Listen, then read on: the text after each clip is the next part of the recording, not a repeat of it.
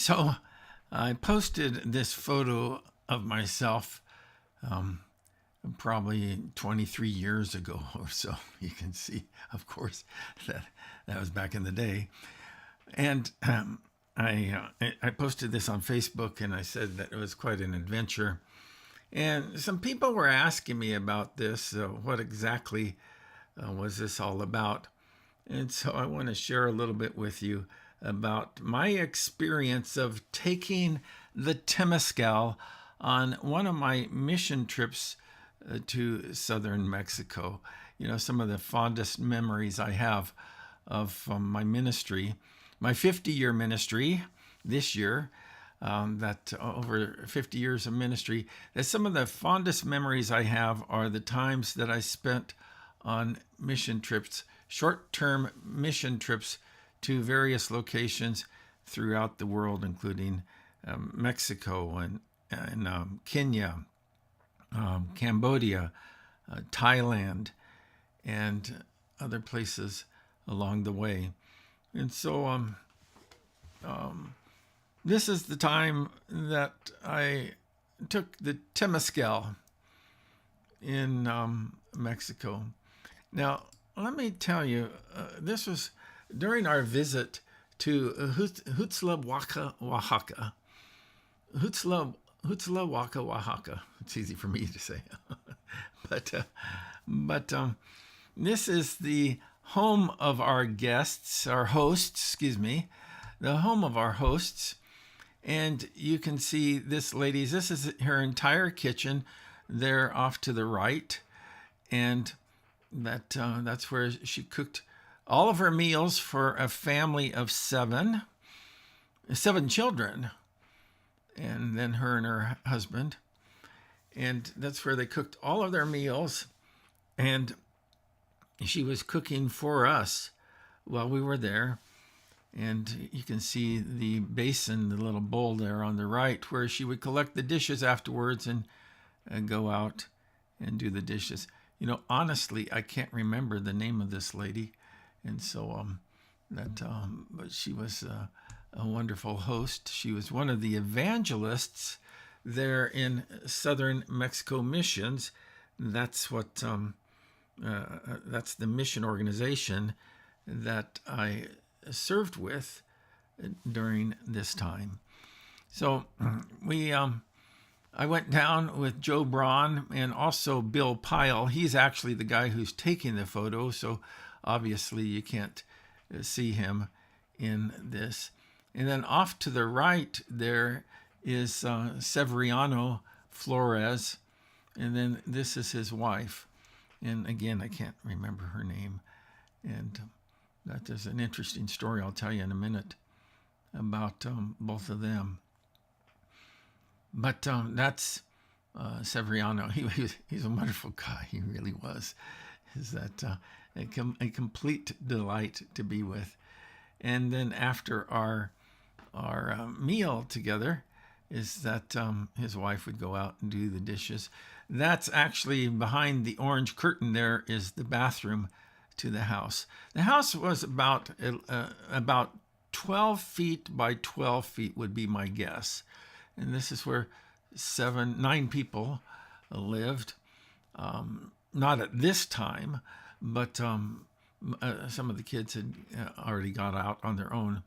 But also this area where you see the table is they moved that aside, and that cement floor became our sleeping area for Joe and Adrian and myself here on this particular mission trip. One of the most uncomfortable nights of my life I spent in that house. And I remember, I don't think I slept a wink the whole night, and I remember all night long I could hear like a mouse that was crawling around near my head, and getting into some of the food supply that they had there. Before we left Hutzlahuaca, and we were on our way to ultimately to Oaxaca, and then also to Oaxaca City. and then also on down to Chiapas in the very southern end of Mexico, and Tuxtla Gutierrez in Chiapas. Some great stories there too. But but before we left, that they asked us if we wanted to take the Temescal. And I said, okay, why not? I mean, nothing illegal, nothing alcoholic. And so I said, yeah, sure, why not? And so we went over to another guy's house. I don't know exactly who it was, but he had this Temescal setup, which is really what it is. It's a Mexican sauna. And what they do is they collect these leaves from a particular tree, and I can't remember what type of tree it was. And if they told me anyway, it would have been in Spanish, and I wouldn't have understood it. And you go into this little sauna that they've built there out of blocks, and they cover it up with these heavy blankets. And you have these mats in there, and you lie down in that, and you take those green leaves. There's a lot of those green leaves in the back of the sauna, and then a little bowl of water and some coals. And the idea is that you pour some of the water on the leaves, and you shake the leaves onto the coals, and you get the smoke filling up in the room, and you're supposed to beat yourself on your skin with those coals. It's not with the coals, but with the leaves, and stay in there as long as you want.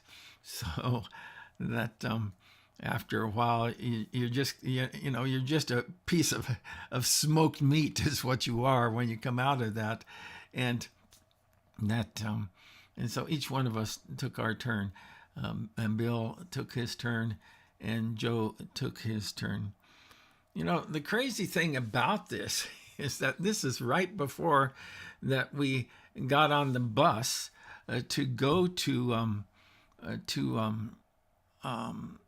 Oaxaca City, and it was, and the bus ride was like about 8 hours. Well, we didn't have any time to shower before we got on the bus, and and once I got on, I realized just how bad we stunk. And so, I don't know what the other folks on the bus thought about us getting on the bus and smelling like that.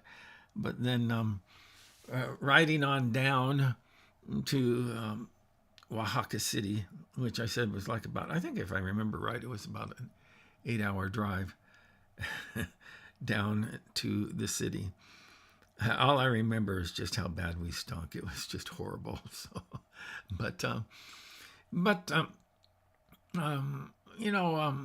I called Adrian the other day and said, I need to step back from my role in Southern Mexico missions. I have been serving as the president of that mission organization for many years now, and Janice and I are kind of at a new season in our life, and I've started a new nonprofit called New Destiny Network, where we provide coaching and also life coaching, and also counseling services to people regardless of their ability to pay. And so I'll tell you more about New Destiny Network at another time. But I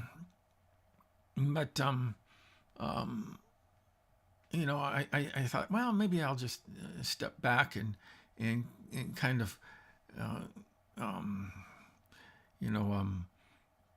bring to an end some of my involvement in missions, because I've been involved in Rafa. I started a nonprofit by the name of Million Kids. Is that I have been very involved in Tumaini International almost from its inception, and that's another ministry in Kenya. And then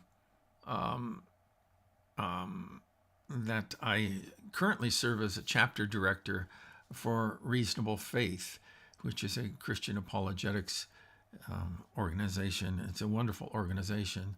And then we're starting up this New Destiny Network organization or nonprofit. And so I thought, I'm going to just put some of this mission work behind me, but God had other plans. And so that, let me just get back to where I need to be for a moment on our slides.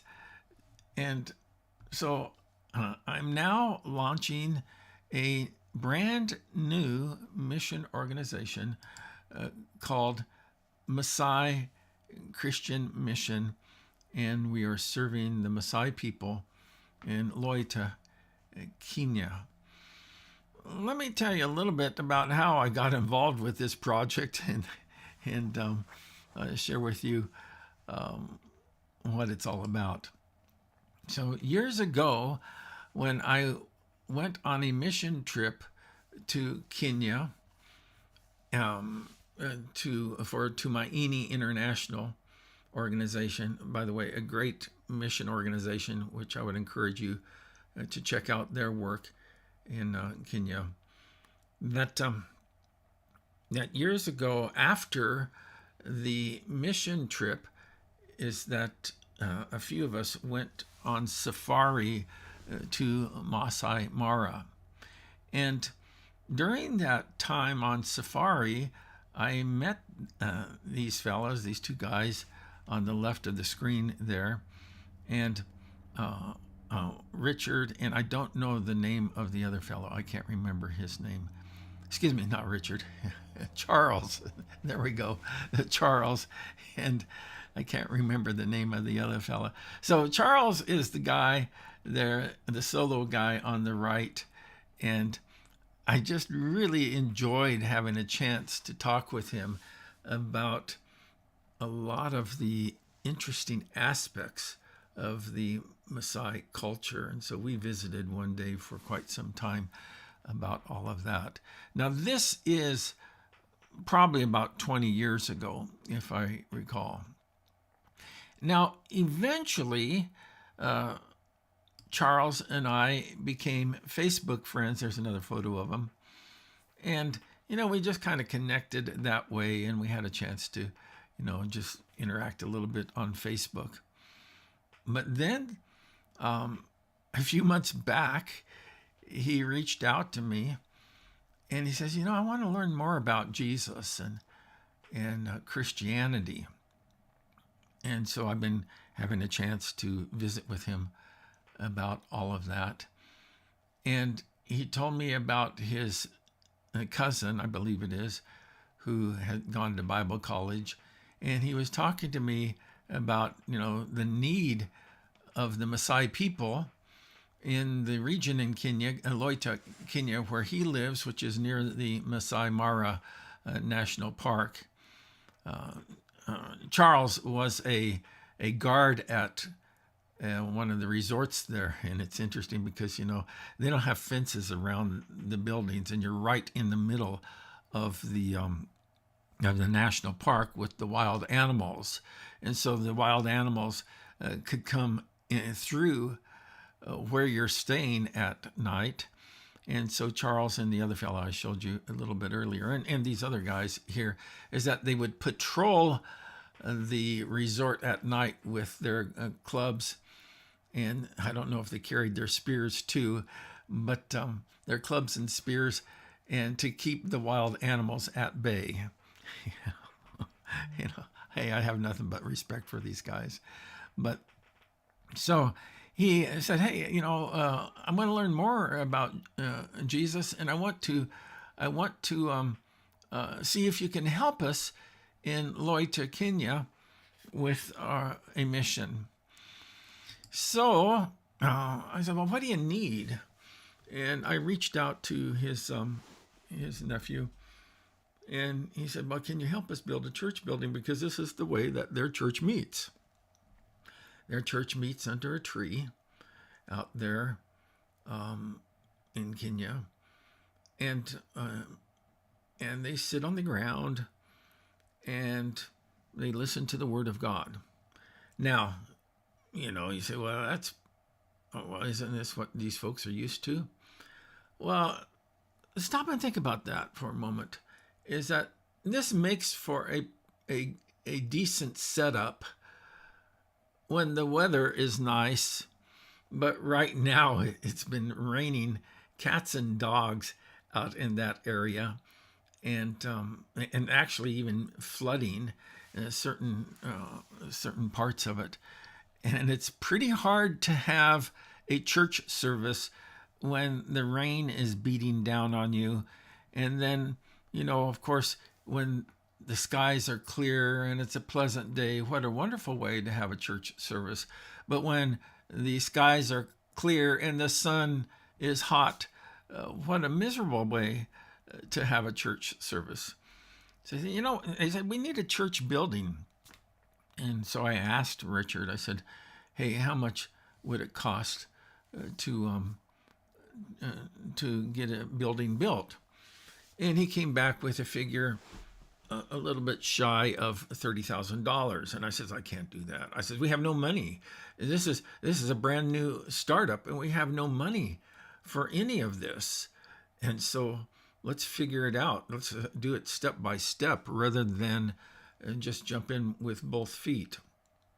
And he says, well, then how about a tent and to get some chairs? And I said, well, that seems to be a little bit more feasible. Why don't you give me a cost estimate for a tent and some chairs, and we'll see what we can do. Now, I want to introduce you to both of the guys who are now serving our mission.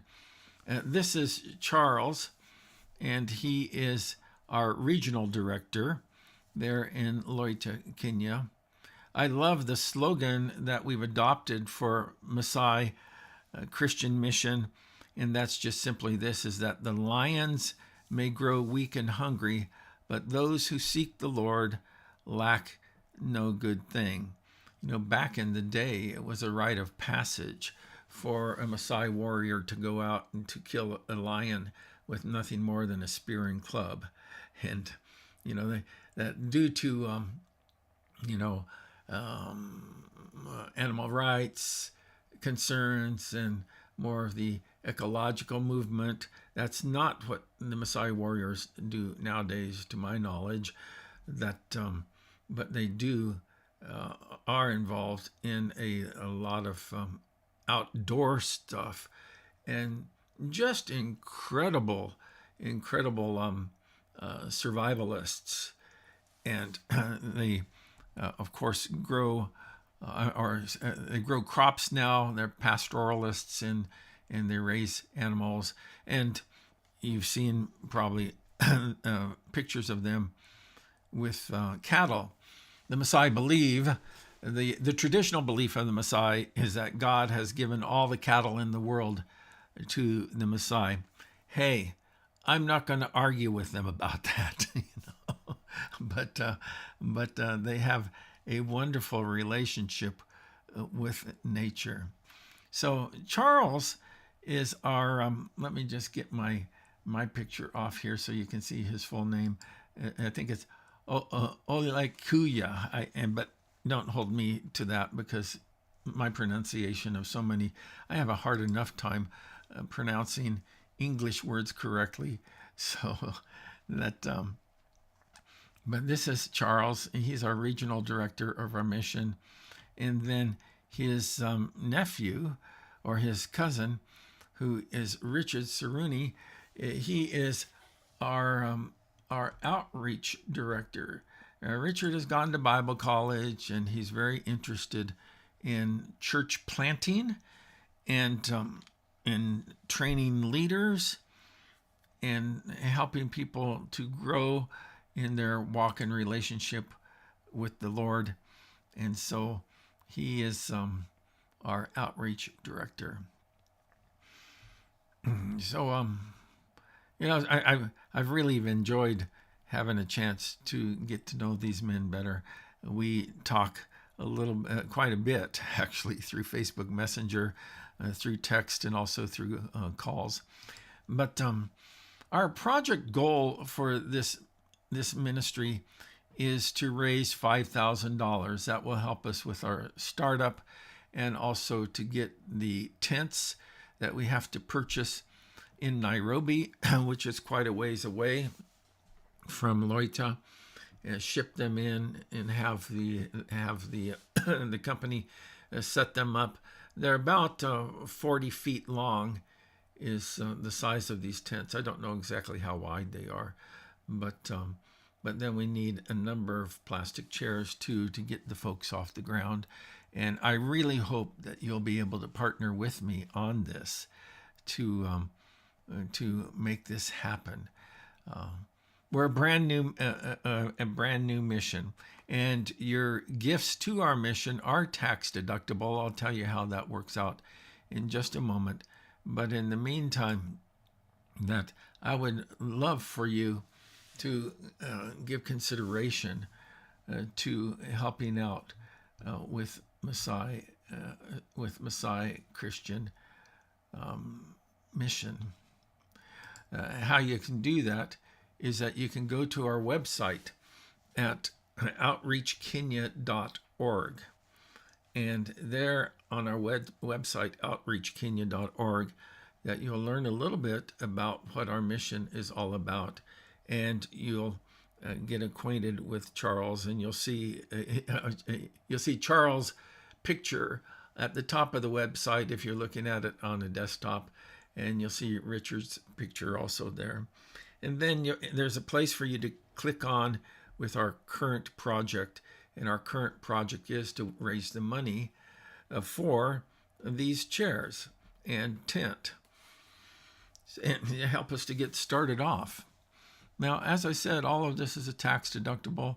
Is that all you'll be giving your gift to New Destiny Network, and that the Messiah Christian Mission is a special project of this nonprofit that I've set up called New Destiny Network. And so on your receipt, it will say New Destiny Network.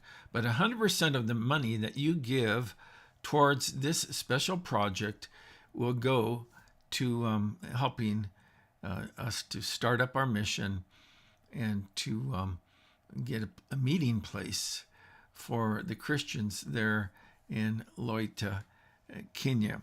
You know, it's my hope and prayer that you'll join me on this project.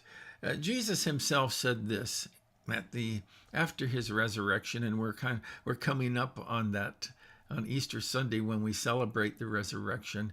After his resurrection and before his ascension into heaven, he said, "Go into all the world and preach the gospel to all nations, baptizing them in the name of the Father, Son, and Holy Spirit, and teaching them to observe everything that I've commanded you."